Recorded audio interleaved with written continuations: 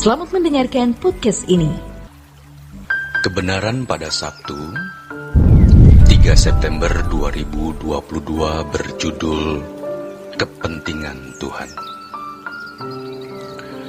Saudaraku, cara memandang hidup yang benar tidak bisa diperoleh seseorang dalam satu hari. Pasti memakan waktu bertahun-tahun sampai bisa secara lengkap utuh. Inilah yang membuat seseorang mengenal suara gembala. Mengenal suara gembala artinya mengetahui segala sesuatu yang Dia kehendaki untuk kita lakukan.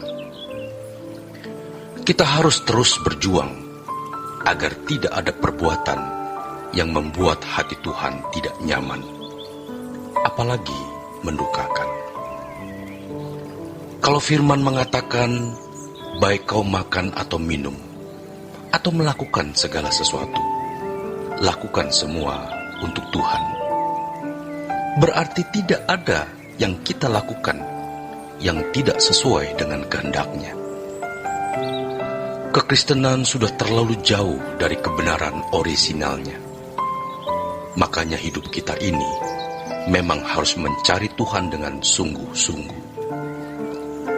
Kalau kita mau mengarahkan diri kepada Tuhan, harus 100%. Tidak boleh tidak 100%. Harus mengarahkan diri ke surga 100%. Tidak bisa tidak. Banyak orang Kristen yang tidak mau masuk neraka, tetapi tidak mengarahkan diri 100% ke surga.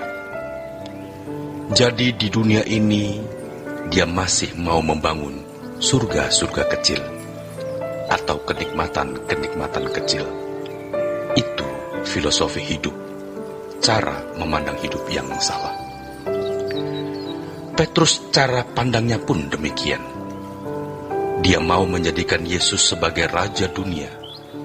Dia menghalangi Yesus ke Yerusalem. Jadi, kalau kita tidak fokus ke Tuhan 100%, kita tidak bisa mencintai Tuhan dengan segenap hati, jiwa, akal budi, dan kekuatan. Kita tidak mengalami lahir baru. Kita tidak bisa mengerti apa yang Dia kehendaki, apa yang baik, berkenan, dan yang sempurna, sehingga kita tidak menjadi anak Allah. Kalau tidak punya pacar, merasa tidak lengkap. Setelah punya pacar, belum menikah, masih merasa belum lengkap. Sudah menikah, tetapi belum punya anak, juga tidak merasa lengkap. Itu filosofi, cara pandang hidup manusia pada umumnya.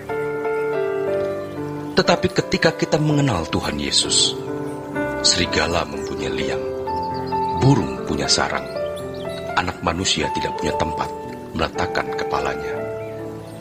Kalau begitu, apakah berarti tidak boleh pacaran? Atau tidak boleh menikah? Baik kau makan atau minum, boleh. Asal untuk kemuliaan Tuhan. Orang yang tidak lahir baru tidak masuk surga.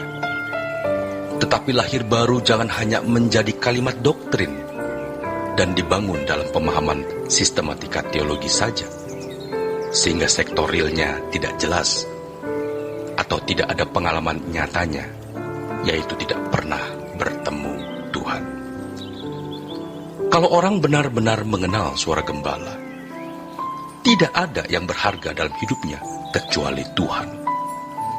Kalau benar-benar mendengar suara gembala, hidupnya pasti berguna bagi orang lain. Dia pasti berkarakter seperti Kristus. Selama kita masih memiliki kesempatan, cara pandang kita harus diubah. Cara pandang kita harus ditransformasi. Makanya, persembahkanlah tubuhmu sebagai korban yang hidup, kudus, dan yang berkenan. Artinya kita mesti serahkan semua, baru bisa tidak menjadi serupa dengan dunia ini. Kekristenan yang benar itu menyita seluruh hidup kita. Dulu, kita juga tahu bahwa kita hidup seperti manusia lain hidup. Hal itu sebenarnya menyimpang, tidak tepat. Kristen yang benar itu menyita seluruh hidup kita. Menikah untuk Tuhan, tidak menikah pun tidak masalah. Punya anak, puji Tuhan, dibimbing anak itu untuk menjadi perwira-perwira kerajaan surga. Tidak punya anak pun juga tidak masalah. Kehidupan kita yang sesungguhnya itu nanti di balik kubur. Maka Tuhan berkata, "You are not of the world." Kamu bukan dari dunia ini. Paulus menulis, "Cari perkara yang di atas, bukan yang di bumi." Dan Tuhan Yesus pun berkata, "Kumpulkanlah harta di surga, bukan di bumi."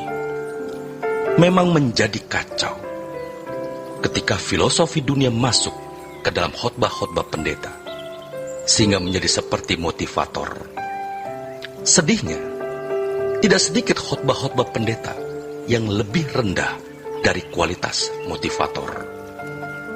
Yang ditekankan hanya masalah pemenuhan kebutuhan jasmani dan bagaimana sebanyak-banyaknya bisa menikmati kenyamanan di bumi. Jangan berbisnis dengan Tuhan. Jangan dagang dengan Tuhan. Dia Bapa kita. Tuhan tidak punya kepentingan. Tuhan butuh apa dari kita? Sebenarnya Tuhan tidak punya kepentingan. Tetapi Tuhan punya anak-anak yang Ia sayangi.